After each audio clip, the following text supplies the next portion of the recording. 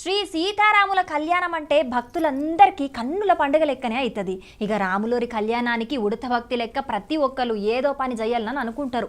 అట్లా ఈ ఊళ్ళే కొంతమంది సీతారాముల కోసానికి తలంబ్రాలు తయారు చేసిండ్రు. తయంబ్రాలు తయారు చేసుడేంది అని అంటారా?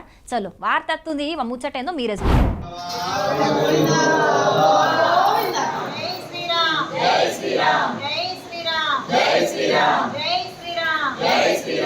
ఇగో ఇడగానస్తున్న బియ్యం మామూలు బియ్యం గాదుల్లో గోటితో నొలిసిన కోటి తలంబ్రాలు. ఎంతో మంది భక్తుల ఆరాధ్యుడైన రామచంద్రమూర్తి లగ్గానికి మామూలు తలంబ్రాలు వాడితే ఎట్లుంటది? గందుకే ఎంతో నిష్ఠతోని పండించిన వడ్లను చేతులతోనే ఒలిసి భద్రాచలం రాములోరి గుడికి పంపిస్తారట. ఖమ్మం పట్నంలున్న శ్రీ లక్ష్మీ బాలాజీ సేవా సమితి ఆధ్వర్యంలో ఈ కార్యాన్ని చేస్తున్నారు. మరి దీని గురించిన ముచ్చట్లన్నీ అమ్మ చెప్తున్నది నుండ్రే. భద్రాచలం శ్రీ సీతారామచంద్ర స్వామి లోక కళ్యాణం కోసం కోటి తలంబ్రాలు అంటే గోటితో ఒలిచేయి మాత్రమే గోటి తలంబ్రాలుగా వాటిని అంటున్నారు. ఆ గోటి తలంబ్రాలు 4 సంవత్సరాల నుంచి కూడా మేము ఒలుస్తున్నాము. ఈ ఒలిచేటప్పుడు మాత్రం ఆడవాళ్లు గాని మగవాళ్ళు గాని అందరూ పలు నిష్ఠలతోటి శ్రీరామ జయరామ అనే రామనామ జపంతోటి చక్కగా ఒలుస్తున్నారు. గత సంవత్సరం మేము కింటా 18 కేజీలు రామయ్య సన్నిధికి తలంబ్రాలుగా ఇచ్చాము. ఈ సంవత్సరం మాత్రం 4 కింటాల వడ్లు మాత్రము పంచాము.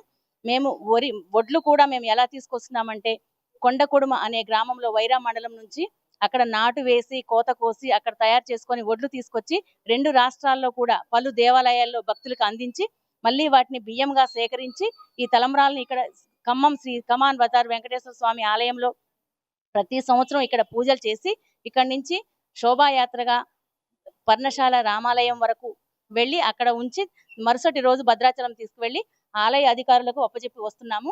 భక్తులంతా నిష్ఠతోని గోటితోని వడ్లను ఒలిసి ఈ తలంబ్రాలు తయారు చేస్తున్నారట.